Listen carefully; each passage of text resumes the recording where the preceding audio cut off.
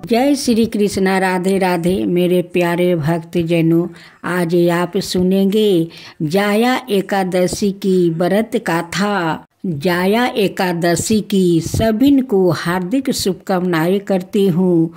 ईश्वर आप सभी को इच्छा पूरा करे, सारे मनोकामनाएं पूरा करे। पूजन विधि विधान। यह व्रत माघ मास के शुक्ल पक्ष की एकादशी को रखा जाता है। इस दिन का व्रत शुद्ध मन से करने का विधान है। शास्त्रों में वर्णित है, मन में किसी भी प्रकार के दुर्गुण का विचार नहीं आने देना चाहिए। एकादशी के दिन प्रातः काल स्नादि नृत्य कर्मों से निवृत्त होकर स्वच्छ वस्तु धारण करे। फिर भगवान श्री कृष्ण का विशेष पूजन रोली, चंदन, अक्षत, जल, पुष्पा, सुगंध, नैवेद्य आदि से षोडशोपचार विधि द्वारा विधिवत पूजन करे। श्री कृष्ण की स्तुति करे। भगवान को भोग लगाकर प्रसाद को भक्तों में बांट दे। उपवास में केवल एक वक्त फलाहार करे। अन्न के सेवन से परहेज करे। दूसरे दिन व्रत का पारण करे। अब सुने जाया एकादशी व्रत कथा। धर्मराज युधिष्ठिर बोले, हे भगवान, आपने माघ के कृष्णा पक्ष की षठतिला एकादशी का अत्यंत सुंदर वर्णन किया है। आप सवेदज, अंदज, उद्बीज और जारा युज चारों प्रकार के जीवों के उत्पन्न, पालन और नाशक करने वाले हैं। अब आप कृपा करके माघ शुक्ल पक्ष एकादशी का वर्णन कीजिए। इसका क्या नाम है, इसका व्रत की क्या विधि है और इसमें कौन से देवता का पूजन किया जाता है। श्री कृष्णा जी कहने लगे, हे राजन, इस एकादशी का नाम जाया एकादशी है। इसका व्रत करने से मनुष्य ब्रह्म हत्यादि पापों से छूटकर मोक्ष को प्राप्ति होता है और इसके प्रभाव से भूत पिशाच आदि योनियों से मुक्त हो जाता है। इस व्रत को विधि पूर्वक करना चाहिए। अब मैं तुमसे पद्म पुराण में वर्णित इसकी महिमा की एक कथा कहता हूँ। देवराज इंद्र स्वर्ग में राज करते थे और अन्य सब देवगणों सुख पूर्वक स्वर्ग में रहते थे।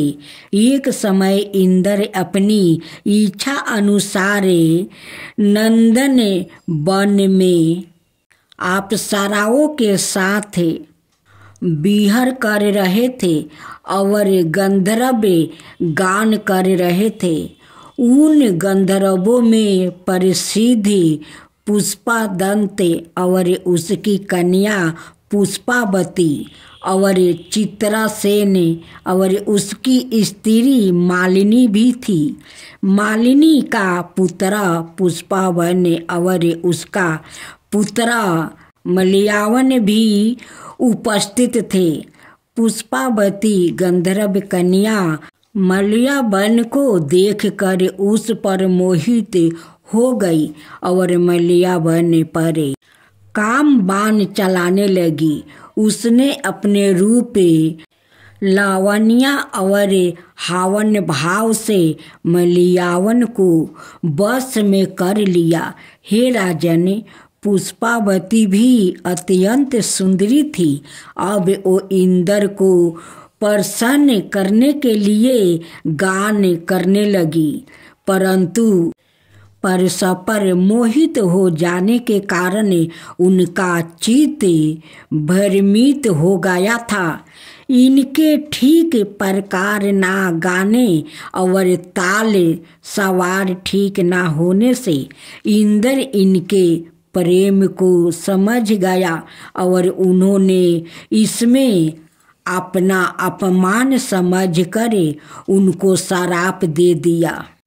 इंद्र ने कहा कि मूर्ख, तुमने मेरी आज्ञा का उल्लंघन किया है, इसलिए तुम्हें धिक्कारा है। अब तुम दोनों स्त्री पुरुष के रूप में मृत्यु लोक में जाकर पिशाच रूप धारण करो और अपने किए का फल भोगो। इंद्र का ऐसा श्राप सुनकर वो अत्यंत दुखी हुई और हिमालय पर्वत पर दुख पूर्वक अपना जीवन व्यतीत करने लगे। उन्हें गंधे, रस और स्पर्श आदि का कुछ भी ज्ञान नहीं था। वहाँ उनको महान दुख मिल रहे थे। उन्हें एक क्षण के लिए भी निद्रा नहीं आती। हिमालय पर्वत पर अत्यंत शीत के कारण उनके लोमंच खड़े रहते हैं और दांत मारे शीत के बजते रहते। एक दिन पिशाच ने अपनी स्त्री से कहा कि पिछले जन्म में हमने ऐसा कौन से पाप किया था जिससे हमको यह दुखदायी पिशाच योनि प्राप्ति हुई। इस पिशाच योनि से तो नरक के दुख सहना ही उत्तम है। अतः हमें अब किसी प्रकार का पाप नहीं करना चाहिए।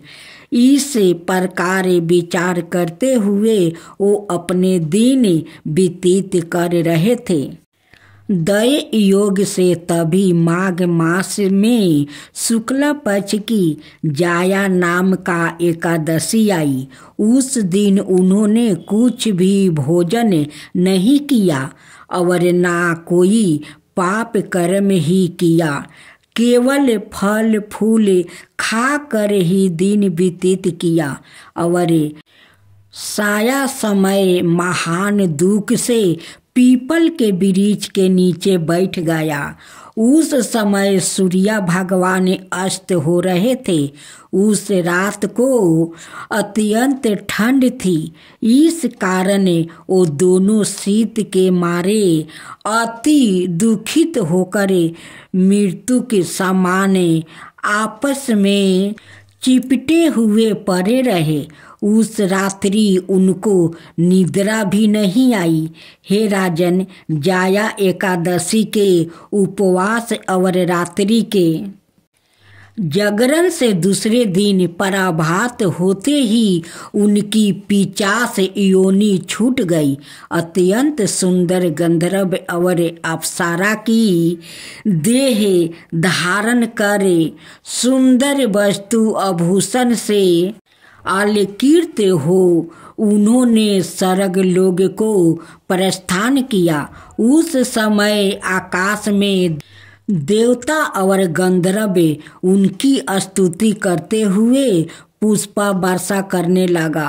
स्वर्ग लोक में जाकर उन दोनों ने देवराज इंद्र को प्रणाम किया।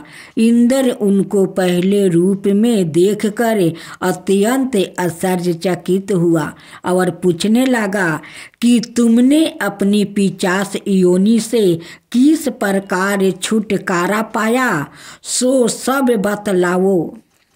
मलयावन ने बोला, हे देव इंद्र, भगवान विष्णु की कृपा और जाया एकादशी के व्रत के प्रभाव से ही हमारी पिशाच देह छूटी है। तब इंद्र ने कहा, हे मलयावन, भगवान की कृपा और एकादशी के व्रत करने से न केवल तुम्हारी पिशाच योनि छूट गई, वरन हम लोग के भी बंदिनियां हो गए, क्योंकि विष्णु और शिव के भक्त हम लोग के बंदनिया है। अत आप धन है। अब आप पुष्पावती के साथ जाकर विहार करो। श्री कृष्णा कहने लगे कि हे राजन युधिष्ठिर, इस जाया एकादशी के व्रत से बुरी योनि छूट जाती है। जिस मनुष्य ने एकादशी का व्रत किया है उसने मानो सब जग जप दान आदि कर लिया है। जो मनुष्य जाया एकादशी का व्रत करते हैं वो अवश्य ही हजारों वर्ष तक स्वर्ग में वास करते हैं। जिया में एक राजा रहा करता था। राजा बहुत ही बुद्धिमान और बलशाली था। राजा सदाई अपनी प्रजा का बहुत अच्छे से ध्यान रखता था। प्रजा भी अपने राजा को बहुत पसंद करता था। राजा की 2 बेटी थी। राजा अपनी दोनों बेटियों से बहुत प्रेम करता था। राजा की छोटी बेटी देखने में बहुत सुंदर और आकर्षण थी और राजा की बड़ी बेटी छोटी बेटी के जैसन सुंदर नहीं थी। वो थोड़ा कम सुंदर थी, लेकिन छोटी बेटी बहुत सुंदर थी। राजा की छोटी बेटी 11 माता की पूजा किया करती थी और सभी लोग राजा की छोटी बेटी से बहुत प्रेम करते थे और बहुत प्रशंसा किया करते थे। राजा भी अपनी छोटी बेटी को बड़ी बेटी से अधिक प्रेम करता था, जिस कारण राजा की बड़ी बेटी को अपनी छोटी बहन से बहुत नफरत होने लगी।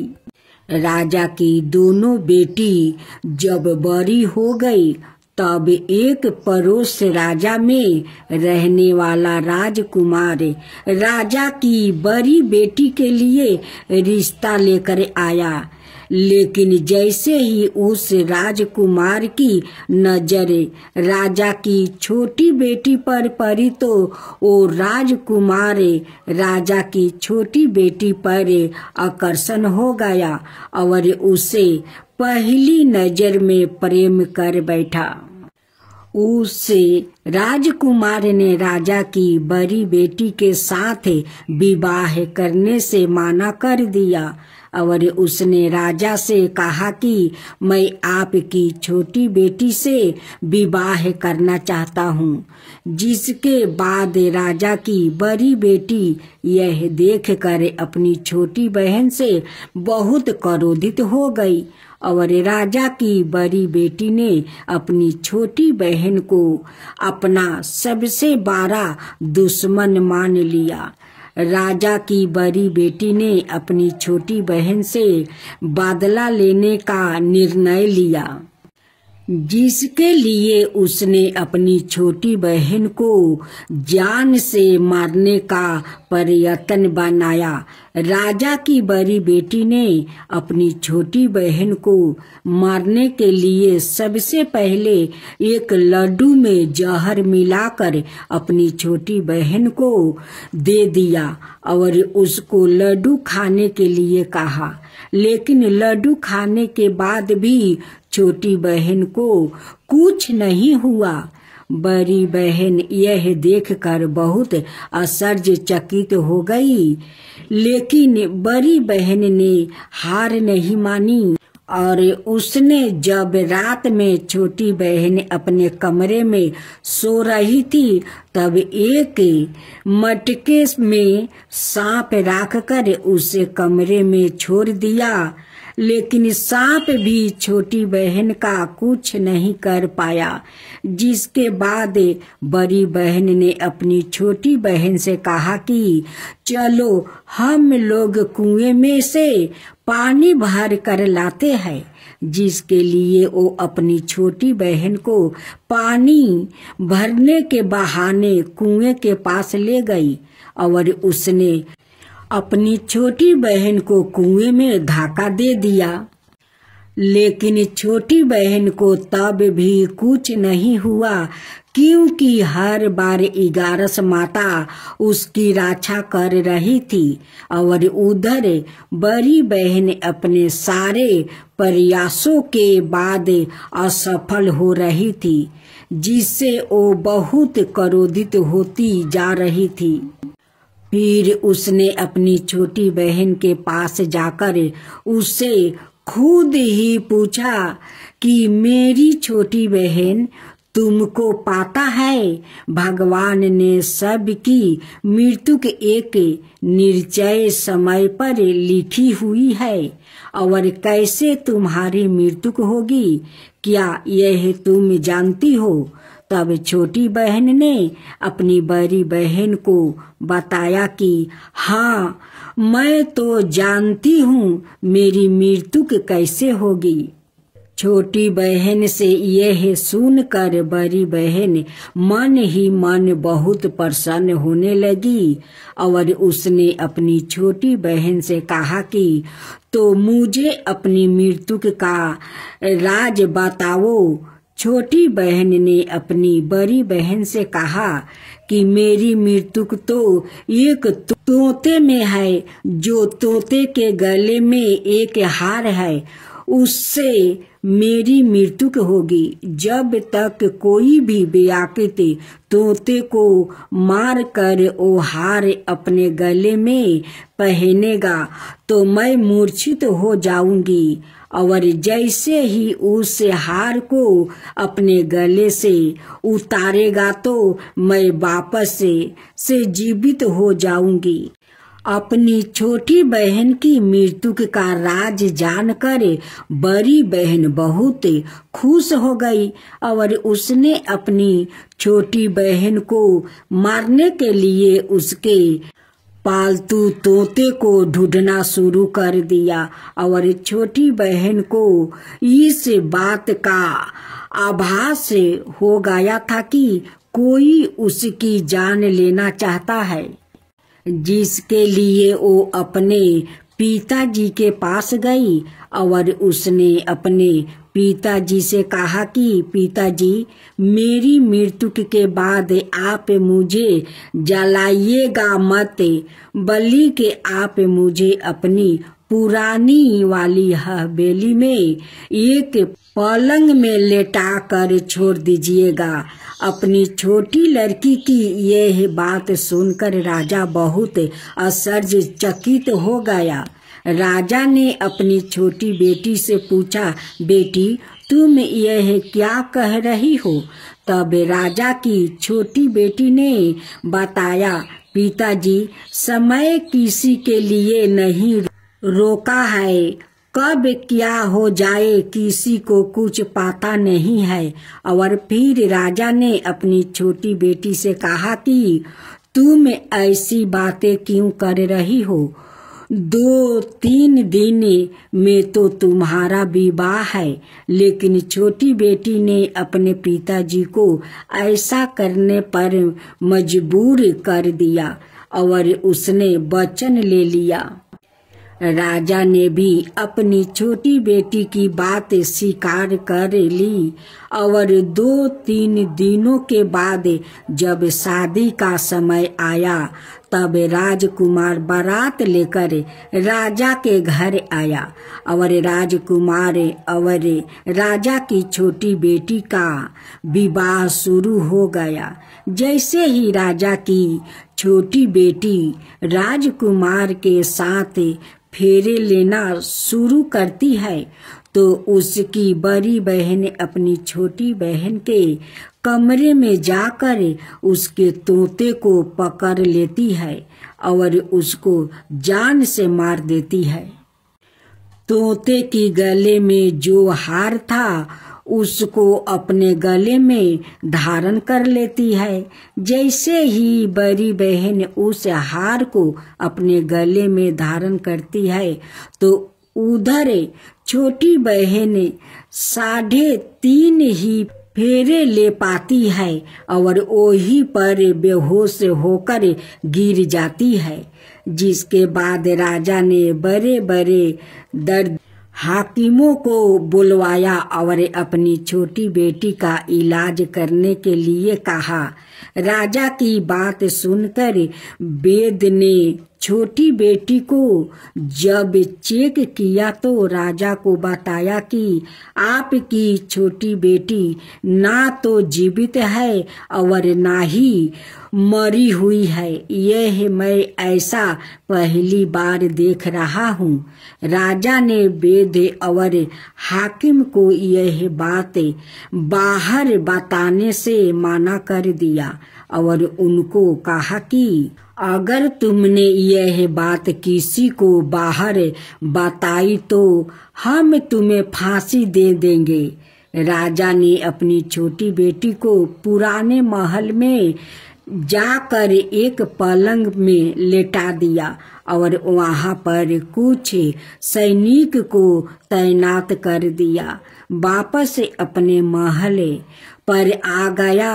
राजा की बड़ी बेटी अपने पिताजी के पास आई और कहने लगी कि पिताजी, अगर यह शादी संपन्न नहीं हुआ तो आपकी इज्जत का क्या होगा? आप कहे तो मैं आपकी इज्जत बचाने के लिए राजकुमार से शादी करने के लिए तैयार हूँ। जिसके बाद राजा ने अपनी बड़ी बेटी की बात मान लिया और राजा ने बड़ी बेटी को छोटी बेटी की कपड़े पहना कर मंडल पर भेज दिया। लेकिन राजकुमार यह जान गया कि यह राजा की छोटी बेटी नहीं है बल्कि यह राजा की बड़ी बेटी है। लेकिन जब राजकुमार ने शादी करने से मना किया तो सभी लोग ने राजकुमार को विवश करके राजा की बड़ी बेटी से बचे हुए फेरों को संपन्न करवा दिया और विवाह करवा दिया। जिसके बाद राजकुमार राजा की बड़ी बेटी को अपने महल ले गया। राजकुमार राजा की बड़ी बेटी से ना तो बात करता था और न ही उसको पसंद करता था और ना ही उसके आसपास भटकता था। और राजकुमार ने यह फैसला लिया था कि वो अपनी प्रेमिका को ढूंढ कर रहेगा और यह जान कर रहेगा कि उसके साथ हुआ क्या है। एक दिन राजकुमार अपने घोड़े पर सवार होकर राजा के पुराने महल के पास पहुंच गया, जहां पर उसने कुछ सैनिकों को देखा। महल के पास पहुंचकर राजकुमार ने जब महल को ध्यान से देखा तो वो समझ गया कि यह तो हमारे ससुर जी का महल है। तब राजकुमार ने सैनिकों से पूछा, तुम लोग यहाँ क्या कर रहे हो और इस महल के अंदर उस पलंग में कौन लेटा है? जिसके बाद सैनिकों ने बताया कि यहाँ पर राजा की छोटी बेटी लेटी है। यह सुनकर राजकुमार बहुत प्रसन्न हो गया और वो तुरंत अपनी प्रेमिका के पास पहुंच गया और उसकी सेवा करने लगा। जैसे ही रात हुई तो राजा की छोटी बेटी उठकर खड़ी हो गई। राजकुमार यह देखकर बहुत खुश हो गया और उसने अपनी प्रेमिका से पूछा कि तुम यहाँ क्या कर रही हो? तुम मेरे साथ मेरे घर चलो। राजा की छोटी बेटी ने राजकुमार को सारी बातें बता दिया कि मेरी जान एक तोते में बसी थी और मैंने यह बात सिर्फ अपनी बड़ी बहन को बताया है और मुझे पता है कि उसने ही मुझे मारने का प्रयास किया है। उसके पास एक हार है जिसको वो सुबह पहन लेती है और रात को उतार देती है। जब तक वो हार को पहने रहती है तब तक मैं मूर्छित रहती हूँ, और जैसे ही वो हार को उतार देती है तो मैं जीवित हो जाती हूँ। और जब तक मेरी बड़ी बहन के पास वो हार है तब तक मैं ऐसा ही जीवित और मूर्छित होती रहूंगी। अगर मेरी बड़ी बहन के पास जो हार वो मेरे हाथ में लाया जाए तो मैं हमेशा के लिए जीवित हो जाऊंगी। राजकुमार यह बात सुनकर राजा की छोटी बेटी के पास रहने लगा निर्णय ले लिया, और उसने अपने बचे हुए सारे फेरे उस पलंग में लेटी हुई राजा की छोटी बेटी के साथ ले लिया और अपना विवाह पूर्ण कर लिया, और वही पर ही रहने लगा। देखते ही देखते कुछ समय में राजा की छोटी बेटी और राजकुमार की पत्नी पेट से हो गई। एक दिन राजकुमार को किसी काम से बाहर जाना पड़ा, तब छोटी बहन के पेट में बहुत तेज से दर्द होने लगा, जिसके बाद उसने इगारस माता का आहन किया, जिसके बाद वहां पर इगारस माता प्रकट हुई और उन्होंने अपनी भक्तों के दर्द को दूर किया और एक पुत्रा की प्राप्ति करवाई। और वही पर अचानक से राजकुमार भी आ गया। राजकुमार ने इगारस माता को देखा तो वो आश्चर्यचकित हो गया और उसने तुरंत माता को प्रणाम किया। और इगारस माता ने राजकुमार से कहा कि जब तुम्हारा पुत्रा 5 बरस का हो जाएगा तो तुम अपनी पत्नी का हाथ लाकर इसके गले में डाल देना। और देखते ही देखते राजकुमार और राजा की छोटी बेटी का पुत्रा 5 बरस का हो जाता है।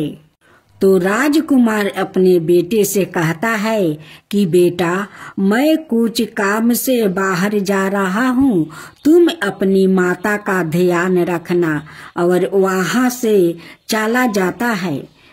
राजा को बाहर निकलते देख बड़ी बहन के सैनिक देख लेते हैं और बड़ी बहन को जाकर सारी बातें बता देते हैं, जिसके बाद बड़ी बहन अपनी छोटी बहन के पुत्रा को वहां से उठवा लेती है और उसको मरवा देती है। छोटी बेटी के पुत्रा के 2 टुकड़े करवा देती है। पहला टुकड़ा चौकी के पास छुपा देती है और दूसरा टुकड़ा अपनी पलंग के नीचे रख लेती है। अब इगारस माता भिखारी का रूप लेकर आती है। एक भिखारिन का रूप राख कर बड़ी बहन के पास चली जाती है, जिसके बाद वहां पर भिक्षा मांगने लगती है। बड़ी बहन अपने नौकरों से कहती है कि जाकर भिक्षा दे दो, लेकिन जैसे ही नौकर इगारस माता को भिक्षा देने के लिए आते हैं तो माता उन्हें मना कर देती है और कहती है कि मैं तुम्हारी महारानी से ही भिक्षा लूंगी। जिसके बाद बड़ी बहन सवाए ही भिक्षा देने के लिए माता के पास आती है। तब माता एक बिल्ली का रूप लेकर उसके कमरे में चली जाती है और वहां पर छोटी बेटी के पुत्रा को 2 टुकड़े को आपस में जोड़ देती है और उसे जीवित कर देती है, उसे वहां से ले जाती है। राजकुमार अपने बेटे को लेकर अपनी पत्नी के पास जाता है और उसे कहता है कि तुम इसका ध्यान रखना। अगर तुम इस बच्चे का अच्छे से ध्यान रखोगी तो मैं तुमसे बहुत प्यार करूँगा। एक दिन राजकुमार अपने बच्चे से कहता है कि तुम मम्मी से उनके गले का हार मांग लो। जिसके बाद राजकुमार का लड़का अपनी मम्मी के पास जाता है और कहता है कि मम्मी, मुझे तुम्हारा हार चाहिए जो तुमने गले में पहन रखा है। यह सुनकर पहले तो बड़ी बहन बहुत क्रोधित होती है, पर उसको यह याद आता है कि राजकुमार ने कहा था कि अगर मैं इस बच्चे का ध्यान अच्छे से रखूंगी तो वो मुझसे बात करेगा, जिसके कारण वो हार को उस बच्चे को दे देती है और वो तुरंत हार को ले जाकर अपने पिताजी को दे देता है। और तभी राजकुमार अपने बेटे को लेकर वहां से जाने लगता है और अपनी पत्नी से कहता है कि तुम हमारे लिए खाना बना कर रखना, मैं शाम को आकर तुम्हारे साथ खाऊंगा। और वो अपने बेटे को लेकर वहां से चला जाता है। जिसके बाद वो राजा के पास जाता है और उनको सारी बातें बता देता है। राजा अपनी बड़ी बेटी की यह करतूत सुनकर बहुत क्रोधित होते हैं और अपनी परिवारिश पर ही दोष देने लगते हैं और राजकुमार को अपनी छोटी बेटी के साथ रहने के लिए आदेश देते हैं। दोस्तों, उम्मीद करते हैं आपको यह कहानी बहुत पसंद आई होगी। अब सुने तुलसी की कथा। तुलसी की कथा श्रीमद् देवी भागवत के अनुसार भगवान विष्णु की पत्नी देवी लक्ष्मी एक श्राप के कारण तुलसी के पौधे में बदल गई। श्राप को वापस ना लेने पाने के कारण भगवान विष्णु ने लक्ष्मी को धरती पर एक लड़की के रूप में जन्म लेने का वरदान दिया। एक महिला के रूप में अपने नए जीवन में उन्होंने शंखचूड़ नाम का एक राक्षस से विवाह किया। शंखचूड़ के पीड़ितों ने भगवान विष्णु से मदद के लिए प्रार्थना की और इसलिए उन्होंने भगवान शिव को उसे मारने के लिए भेजा। शंखचूड़ की मृत्यु ने दुनिया को उसकी पीड़ा से और देवी लक्ष्मी को उसके श्राप से मुक्ति दिलाई। इस घटना को चिंतन करने के लिए तुलसी के पौधे का धरती पर जन्म हुआ और तब से इसकी पवित्रता और शांति के लिए इसकी पूजा की जाती है। कई पूजाओं में तुलसी के पत्ते चढ़ाए जाते हैं। ऐसा इसलिए है क्योंकि तुलसी धरती पर सर्वोच्च त्रिदेवों ब्राह्मण, विष्णु और शिव की उपस्थिति सुनिश्चित करती है। हनुमान की पूजा में तुलसी का विशेष महत्व है। तुलसी आध्यात्मिक महत्व तो रखती ही है, साथ ही शरीर पर तनाव के प्रभाव को कम करने वाली एक औषधियों के रूप में औषधीय लाभ भी प्रदान करती है और विभिन्न बीमारियों के लिए एक उपाय के रूप में भी काम करती है। ओम नमः तुलसी नमः।